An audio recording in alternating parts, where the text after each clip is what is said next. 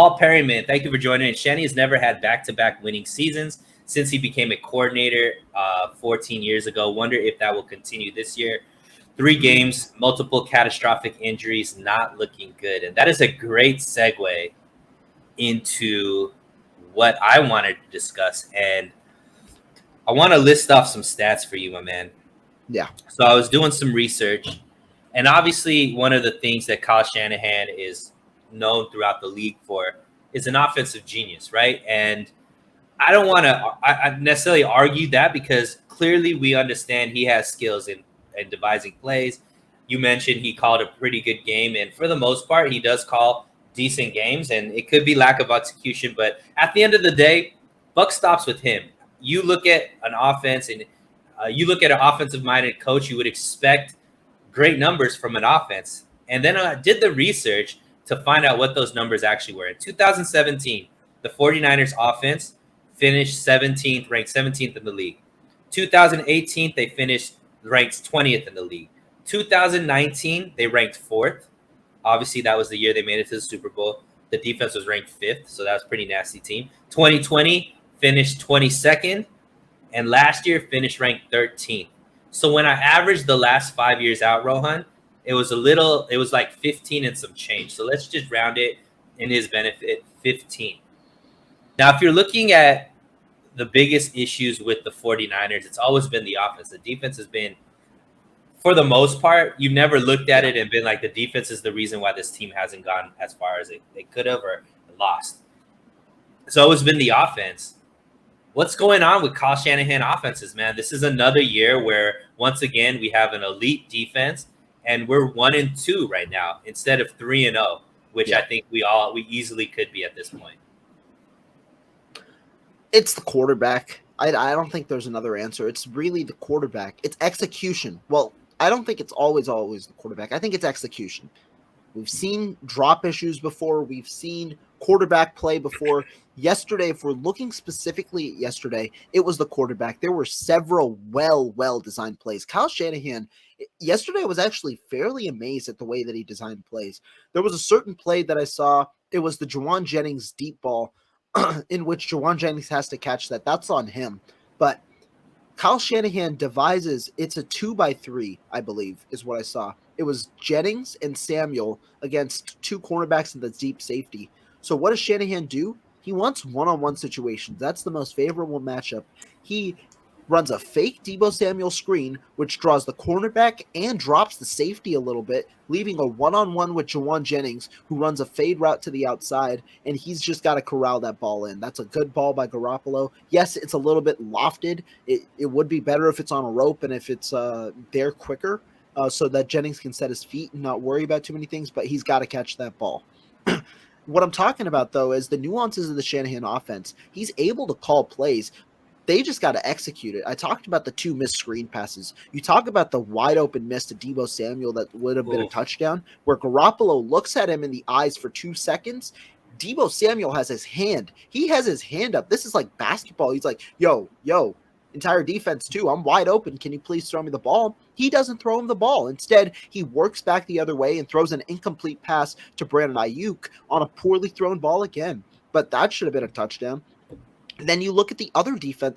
It was a very similar play call on the other deep ball to Deebo Samuel up the left sideline. Garoppolo floats that ball, underthrows it a little bit. Deebo Samuel has to wait and then falls back as he catches it rather than catching it in stride for a touchdown. That's the reason that you trade 3 first-round picks to get Trey Lance. And I'm not saying just those 2 plays. I'm saying in general, execution-wise, Trey Lance provides a better option. He's a better option. He provides the better opportunity to execute the plays that Kyle Shanahan wants, those deep crossers because he's got the zip to hit it before safety can get there. Those outside throws because he can hit them in stride because he's got the arm strength and the ability to do so. That's why you trade for Trey Lance. So what is going on with the Kyle Shanahan offense? Overall, you can say that sometimes there is questionable play calling. I thought that there were a couple of questionable plays last night even. There were some 2nd and 9s and 2nd and longs where I wanted Kyle Shanahan to run the ball, given how effective the 2nd and long run has been in the Kyle Shanahan tenure. And then also the interception. I thought the interception was a bad play call. They should have ran the football on that play. But overall, good game by Kyle Shanahan, poor execution by the offense, specifically Jimmy Garoppolo. That was an inexcusable game. That was one of the worst performances I've seen in a minute. And I mean, we haven't seen Jimmy Garoppolo play for a while, but it's one of the worst performances I've seen in a minute. Yeah, I agree with you. You know, a lot of people, they correlate, I guess, Andy Reid with Kyle Shanahan because Andy Reid also was known as a very big offensive-minded coach when he was with the Eagles. You know, made it to the NFC Championship game so many times, never could win the big game.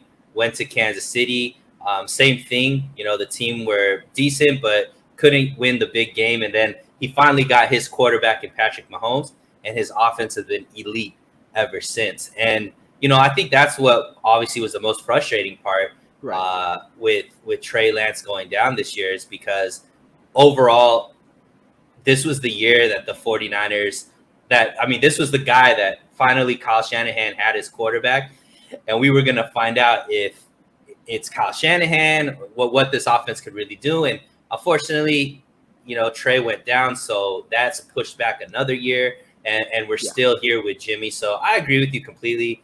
I do think that Kyle Shanahan is a good head coach. I mean, I know a lot of the faithful are frustrated with him for a multitude of reasons, but at the end of the day, you look at what he's developed on the coaching staff, Salah and, you know, Mike McDaniel's doing great over there in Miami.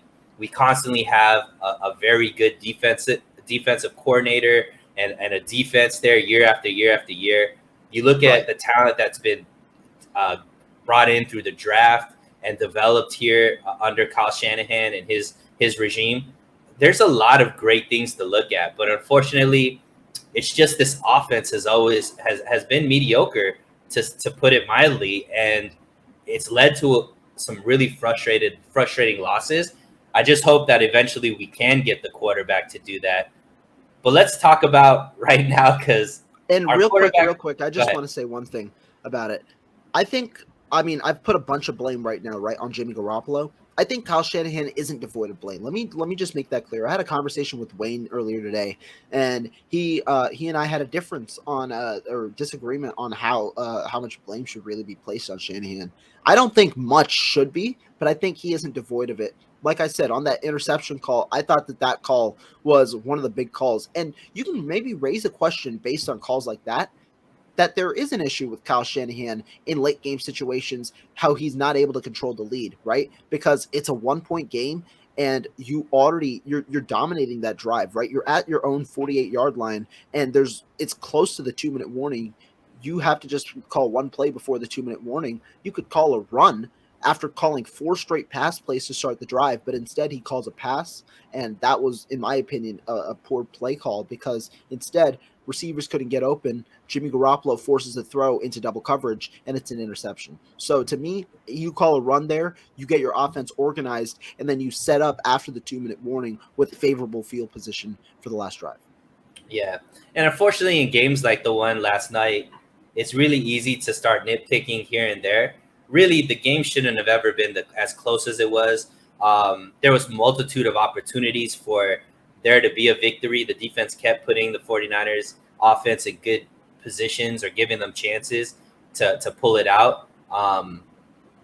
But yeah, unfortunately, it turns out to be a loss, and now everything's under the microscope. So at the end of the day, though, the buck does stop with Shanahan. So he's got to figure it out. And luckily, there's still a lot of season left. But I know as the faithful right now, definitely not excited about the I guess the trajectory of where the team is. And